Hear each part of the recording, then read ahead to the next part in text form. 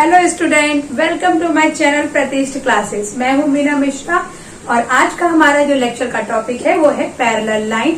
इससे पहले हमने जो पैरेलल लाइन का फर्स्ट लेक्चर जो आपने अटेंड किया था उसमें हमने पैरेलल लाइन देखा था कि क्या होते हैं। तो पैरेलल लाइन क्या था? दो लाइन जो कभी भी एक दूसरे को इंटरसेक्ट नहीं करती उसको हम पैरेलल लाइन बोलते हैं। उसके बाद हमने देखा ट्रांसवर्सल लाइन, वो लाइन जो दो पैरेलल लाइन को एक साथ इंटरसेक्ट करती है, उस लाइन को हम बोलेंगे ट्रांसवर्सल लाइन। फिर हमने पैरेलल लाइन की कुछ प्रॉपर्टीज भी पढ़ी थी। प्रॉपर्टीज में क्या था? प्रॉपर्टीज बोल लें या थ्योरम बोल लें, उसमें हमने थ्योरम में क्या पढ़ा? Interior angle theorem. तो पैरेलल लाइन का इंटीरियर एंगल थ्योरम क्या है कि अगर कोई भी पैरेलल लाइन है और उसमें ट्रांसवर्सल लाइन है तो जो इंटीरियर एंगल होगा, sum of interior angle is supplementary, या फिर आप बोल सकते हैं कि sum of interior angle is 180। ये तो था हमारा इंटीरियर एंगल थ्योरम। फिर उसके बाद हमने पढ़ा था कॉरेस्पॉन्डिंग एंगल थ्योरम। उसमें हमने क्या पढ़ा था? Corresponding angles are congruent. फिर हमने पढ़ा था अल्टरनेट एंगल थ्योरम और उसमें भी हमने सेम यही पढ़ा था कि if we have two parallel line and one transversal line, तो वहां पर जो भी अल्टरनेट एंगल बनेंगे वो क्या होंगे? वो कॉन्ग्रुएंट होंगे। तो इन्हीं थ्योरम्स को अपने माइंड में सेट करते हुए अब हम इसके एक्सरसाइज के क्वेश्चंस करेंगे। तो आज हम फर्स्ट एक्सरसाइज के क्वेश्चंस कर रहे हैं, एक्सरसाइज 2.1। तो ये देखो, फर्स्ट क्वेश्चन क्या है? Line RP is parallel line MS. ये हमारा डायग्राम है, इसमें ये आरपी इज पैरेलल एमएस। उसके बाद क्या? लाइन डीके, ये DK line is there transversal और एंगल डीएचपी, डीएचपी ये वाला एंगल ये हमें गिवन है, दैट इज 85। तो हमें क्या करना है? We have to find measurement of angle RHD, RHD ये वाला, मतलब हमें ये वाला एंगल फाइंड करना है, आरएचडी। तो आप देख रहे हैं कि ये जो दोनों एंगल है आरएचडी और डीएचपी, ये क्या हो सकता है? Linear pair. और लीनियर पेयर हम जानते हैं ना कैसा? जैसे कि ये एक लाइन है और इसमें अगर मैंने इस तरह से इसको दो एंगल में डिवाइड कर दिया तो ये जो दोनों एंगल होंगे इसको हम क्या बोलेंगे? Linear pair. ये ऐसा भी हो सकता है, ये ऐसा भी हो सकता है, किसी भी टाइप का डायग्राम हो सकता है। तो इन दोनों एंगल का जो प्लस होगा वो लीनियर पेयर होगा। तो यहाँ देखो, यहाँ कुछ उसी टाइप का डायग्राम बन रहा है। तो ये एंगल और ये एंगल क्या होंगे? Linear pair. तो सम ऑफ लीनियर पेयर क्या होता है? 180 डिग्री। तो जब हम इसका सोल्यूशन करेंगे तो हम क्या लिखेंगे? क्वेश्चन नंबर 1 हम क्या फाइंड कर रहे हैं? Angle R H D.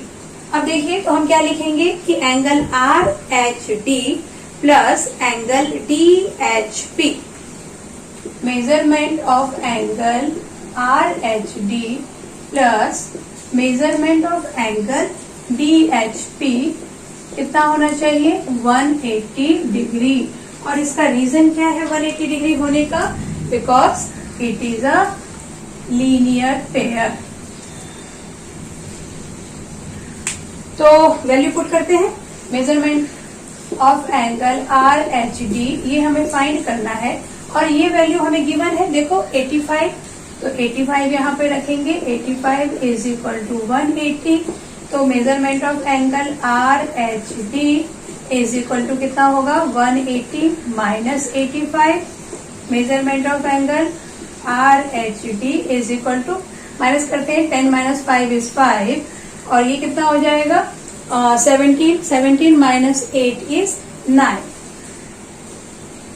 तो measurement of angle R H D कितना आ गया? 95 डिग्री। ये वाला जो एंगल है वो हमारा आ गया 95 डिग्री। फर्स्ट आंसर हमने लिया है। नाउ सेकेंड में हमें क्या फाइंड करना है? Angle P H G, measurement of angle P H G find करना है। तो देखते हैं यहाँ पे पी एच जी कहाँ है? देखो पी एच जी मतलब ये वाला एंगल हमें फाइंड करना है, पी एच जी। तो अगेन हम देख सकते हैं कि ये 80, अच्छा इसमें दो प्रॉपर्टी लग सकती है। एक तो लीनियर पेयर, देखो ये 85 है और ये वाला एंगल, जैसा यहाँ पे कंडीशन थी सेम कंडीशन यहाँ पर भी है कि ये एंगल और ये एंगल लीनियर पेयर बना रहे हैं। तो एक तो हम ये प्रॉपर्टी लगा सकते हैं, या फिर अगर हम इस एंगल के साथ इसको कंपेयर करें तो ये वर्टिकली अपोजिट है। वर्टिकली अपोजिट में हमने क्या पढ़ा था कि अगर दो लाइन एक दूसरे को इंटरसेक्ट करेंगे तो ये जो दो एंगल होते हैं वो होते हैं वर्टिकली अपोजिट एंगल। ये दोनों भी ये क्या होंगे, वर्टिकली अपोजिट एंगल होंगे, और vertically opposite angle is always congruent. तो आपको जो प्रॉपर्टी अच्छी लगे हम वो प्रॉपर्टी यूज कर सकते हैं। तो लीनियर पेयर तो हमने अभी यूज किया, हम इसमें वर्टिकली अपोजिट यूज कर लेते हैं। तो हम क्या लिखेंगे, measurement of angle PHG is congruent measurement of angle RHD।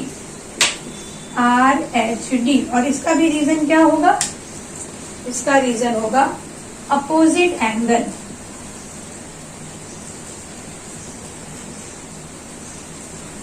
ये अपोजिट एंगल है, तो मेजरमेंट ऑफ एंगल RHD, तो अभी हमने 95 फाइंड किया, तो PHG भी कितना होगा, measurement of angle PHG is also 95 degree.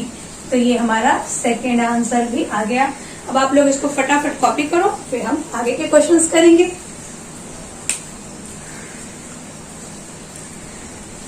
अब हम क्वेश्चन नंबर 3 करते हैं। तो क्वेश्चन नंबर 3 में क्या है, HGS फाइंड करना है हमें, मेजरमेंट ऑफ एंगल HGS।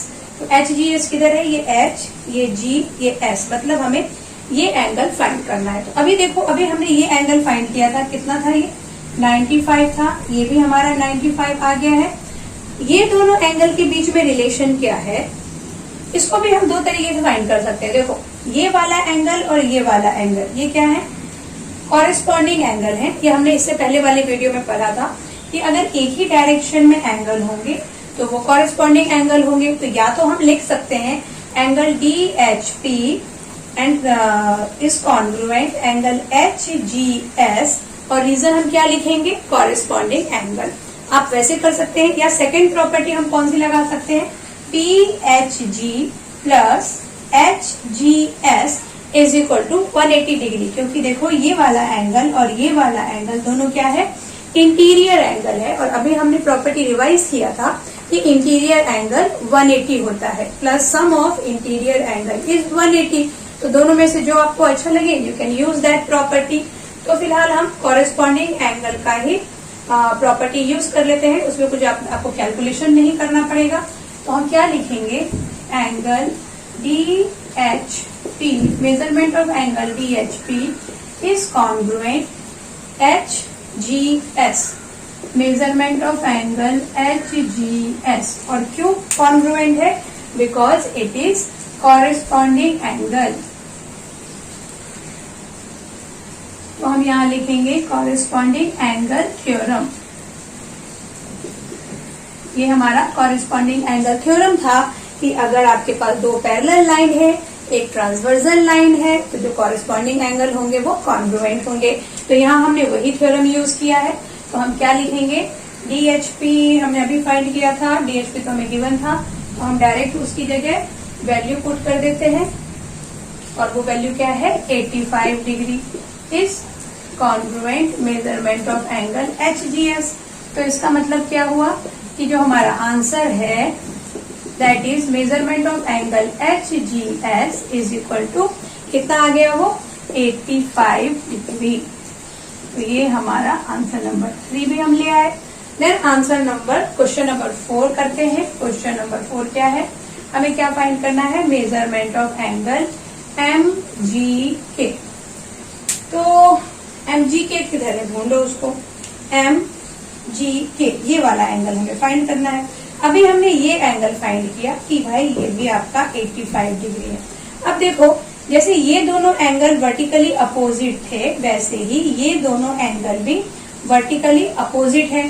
तो अगर ये 85 का होगा तो ये एंगल भी कितने का होगा, 85, क्योंकि ये वर्टिकली अपोजिट है। तो हम डायरेक्ट लिख देते हैं, क्या लिखेंगे हम, measurement of angle MGK is congruent, किसके कॉन्ग्रुएंट है? HGS के, मेजरमेंट ऑफ एंगल HGS। और रीजन क्या है कॉन्ग्रुएंसी का? कॉन्ग्रुएंसी का रीजन ये है कि ये वर्टिकली अपोजिट है, वर्टिकली अपोजिट एंगल। तो वर्टिकली अपोजिट एंगल होने की वजह से ये कॉन्ग्रुएंट होंगे और फिर हम सीधे इसकी वैल्यू लिख देंगे, इसकी MGK की। तो measurement of angle MGK is equal to कितना होने वाला है? 85 डिग्री। तो इस तरह से हमने क्वेश्चन नंबर 1 के सारे एंगल फाइंड कर लिए। तो आप ये फटाफट कॉपी करिए, फिर हम लोग क्वेश्चन नंबर 2 करेंगे। तो अब हम स्टार्ट करते हैं क्वेश्चन नंबर 2। क्वेश्चन नंबर 2 क्या है? हाँ, तो क्वेश्चन नंबर 2 क्या है?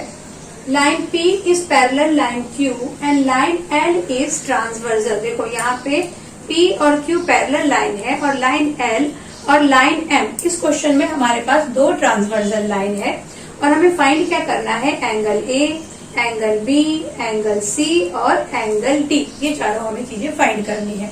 तो आप जैसा कि क्वेश्चन में देख रहे हैं कि P और Q पैरेलल है और इसमें जो देखो 2 ट्रांसवर्सल लाइन है ना, तो हम क्या करेंगे? पहले एक बार हम ये दोनों पैरेलल लाइन लेंगे और इस L को ट्रांसवर्सल लेंगे और उसके बेस पे हम A और B फाइंड करेंगे। और दूसरी बार हम P और Q पैरेलल लेके ट्रांसवर्सल किसको लेंगे? M को ट्रांसवर्सल लेंगे and then we will find value of angle C and angle D। तो ये चीज हमें मेंशन करना पड़ेगा कि हम कौन सा पैरेलल लाइन ले रहे हैं और उसमें कौन सा ट्रांसवर्सल लाइन ले रहे हैं। तो स्टार्ट करते हैं हमारा सोल्यूशन। हम क्या कर रहे हैं अभी? P and Q is parallel and transversal क्या लिया हमने? Line L is transversal.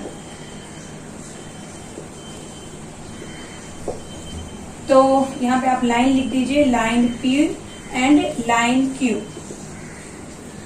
Line P and line Q parallel and line L is transversal. तो अब जब हम ऐसा देखेंगे तो हमने क्या देखा कि एंगल A और ये 110, ये क्या है?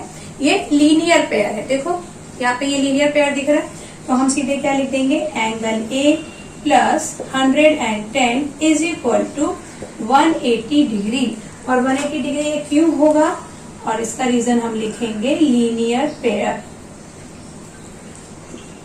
तो फिर हम यहाँ से एंगल A फाइंड कर लेंगे। Angle A is equal to कितना?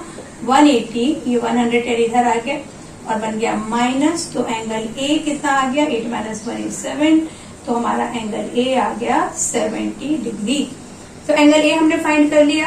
अब हम फाइंड करेंगे एंगल B। तो एंगल A और एंगल B में आपको कोई रिलेशन लग रहा है? ये एक्सटीरियर अल्टरनेट एंगल है। देखो अगर हम इसको कुछ ऐसा बनाते, मतलब ये हमारा P और Q ऐसा है और अगर ये L ऐसा होता, तो A कहाँ है? A इधर है और B कहाँ है? B यहाँ है। तो दिख रहा है ये A और ये B क्या है? A और B एक्सटीरियर अल्टरनेट एंगल है। तो इस तरह से हम इसको लिख सकते हैं क्या? कि angle A is congruent angle B और रीजन क्या है? Exterior alternate angle.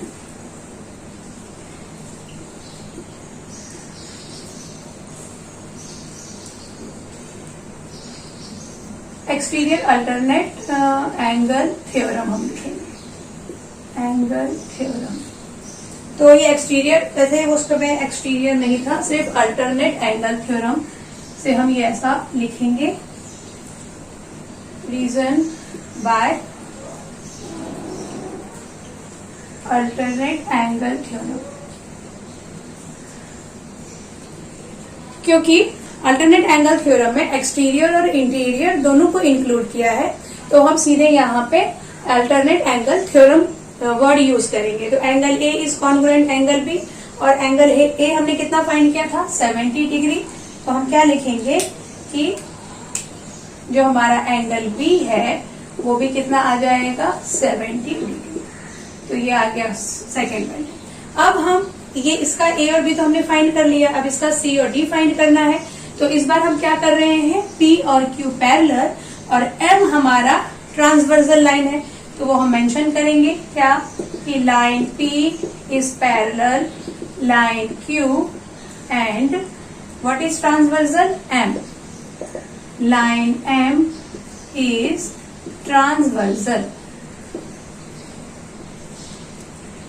तो अब ये ट्रांसवर्सल है, तो इस बार हम देखो यहाँ पर भी वही कहानी है, डी और ये 115, ये क्या है, लीनियर पेयर है।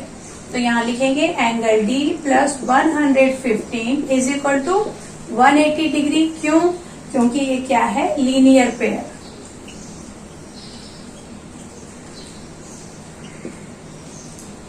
अब यहां से फिर हम angle D is equal to 180 minus 115 करेंगे और फिर हमें मिल जाएगा 10 माइनस 5 इज 5, ये हो गया 7, 7 माइनस 1 इज 6, तो एंगल डी हमें कितना मिल गया, 65 degree.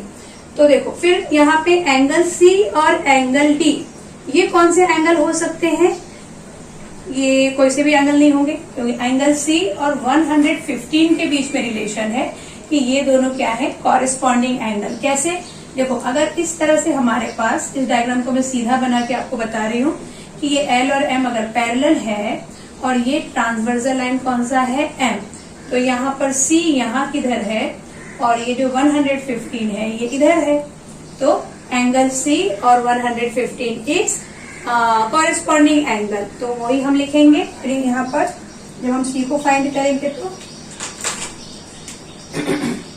Angle C is congruent, yes 115, angle C is equal to 115 और रीजन क्या है इसका, corresponding angle theorem. Corresponding angle theorem. तो इस तरह से हमने ये चारों वैल्यू फाइंड कर लिया। अब आप फटाफट ये क्वेश्चन नंबर 2 कॉपी करिए, फिर हम क्वेश्चन नंबर 3 करेंगे। तो अब हम क्वेश्चन नंबर 3 करेंगे। इसमें देखो line L is parallel line M, ये लाइन एल और लाइन एम पैरेलल है, लेकिन साथ ही साथ ये एन और पी भी पैरेलल दिया हुआ है। देखो line L is parallel line P, तो फाइंड क्या करना है, ये ए बी और ये सी, ये तीनों एंगल की वैल्यू हमें फाइंड करना है। आपकी बुक में जो क्वेश्चंस है उसमें उन्होंने सिर्फ ये लाइन एल एम एन और पी मेंशन किया है, ये सारे पॉइंट्स मेंशन नहीं किए हैं। तो ये पॉइंट्स हम अपनी तरफ से ये डायग्राम में लिख सकते हैं ताकि हमें ये क्वेश्चंस करने में इजी होगा। तो आप भी इसको इस तरह से कॉपी कर लीजिए और यहाँ पर इस तरह से ये पॉइंट्स लिख लीजिए। तो स्टार्ट करते हैं, हमें क्या फाइंड करना है, एंगल ए। तो इसके पहले वाले क्वेश्चन में हमने क्या किया था कि अगर आप इस तरह से, हमारे पास दो पैरेलल लाइन है, दो ट्रांसवर्सल लाइन है, तो हमें मेंशन करना पड़ेगा कि हम किस एरिया की बात कर रहे हैं। तो हम अभी ए फाइंड करेंगे, ए मतलब इधर है, तो इसके लिए हम क्या ले सकते हैं, एल और एम पैरेलल लाइन और बी हम ले सकते हैं ट्रांसवर्सल लाइन। तो फिर हम वही करेंगे, हम ले रहे हैं line L is parallel line M and, अच्छा इस पॉइंट को कुछ और नाम देना पड़ेगा क्योंकि पी यहाँ ऑलरेडी है, तो के एस टी क्या दे दे, बी लिख देते हैं इसको। Line L is parallel line M and transversal line क्या है, लाइन पी इज ट्रांसवर्सल। अब इसमें देखो कि ये वाला जो ये जो 45 है, तो ये वाला एंगल भी कितना होगा, 45 डिग्री। क्यों, क्योंकि ये वर्टिकली अपोजिट है। अब हमें एंगल ए फाइंड करना है ना, तो ए के साथ हमें गिवन क्या है, ये 45, तो इन दोनों का तो कोई डायरेक्ट रिलेशन नहीं मिल रहा है, तो इसलिए हम इसके साथ जिसका भी रिलेशन है पहले उसको फाइंड कर लेंगे और फिर उसको ए के साथ रिलेट करके फाइंड कर लेंगे। तो ये क्वेश्चंस में आप हमारे पास जो 3-4 प्रॉपर्टी है उसमें से कोई सा भी यूज कर सकते हैं, जैसे कि यहाँ पे ये 45 डिग्री और ये वर्टिकली अपोजिट है, या फिर हम 45 के साथ ये एंगल फाइंड करके लीनियर पेयर से इन दोनों को अल्टरनेट एंगल बोल के भी फाइंड कर सकते थे। लेकिन अभी हम क्या कर रहे हैं, वर्टिकली अपोजिट, तो हम क्या लिखेंगे, एंगल, इस एंगल का नाम क्या है, बी टी वी। इस एंगल का नाम देखो B T V. Angle B T V is equal to 45 degree. और रीजन क्या होगा हमारा, अपोजिट एंगल।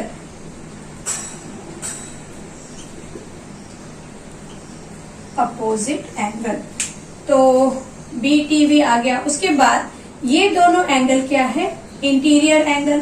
तो हम लिखेंगे angle B T V plus measurement लिखो यहाँ पे, measurement of angle B T V plus measurement of angle ये ए।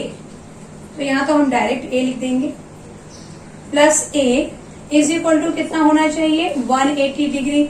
और ये कौन सा थ्योरम है, ये है interior angle theorem.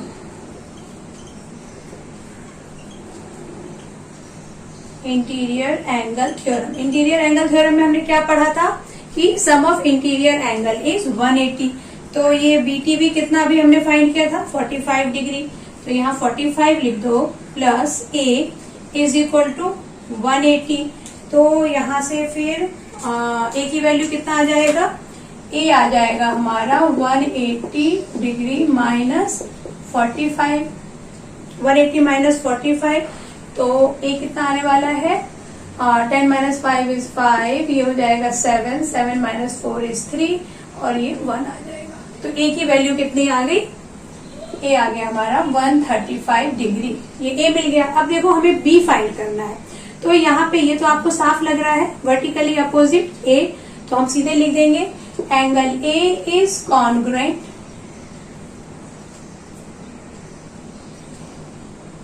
A is congruent B. और ये क्यों कॉन्ग्रुएंट होगा, because it is opposite angle.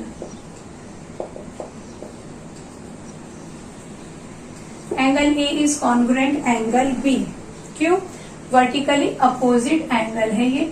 तो फिर एंगल बी भी क्या हो जाएगा, therefore angle B is also 135 degree.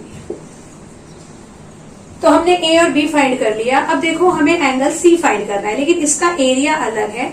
अभी हमने किसकी बात कर रहे थे हम, कि एल और एम इज पैरेलल और पी इज ट्रांसवर्सल। तो यहां तक कहानी खत्म हो गई। अब जब हम इस सी की बात करेंगे तो हम इसमें क्या ले लेंगे, and P is parallel and M is transversal. या फिर हम ये भी ले सकते हैं कि एम और एल इज पैरेलल एंड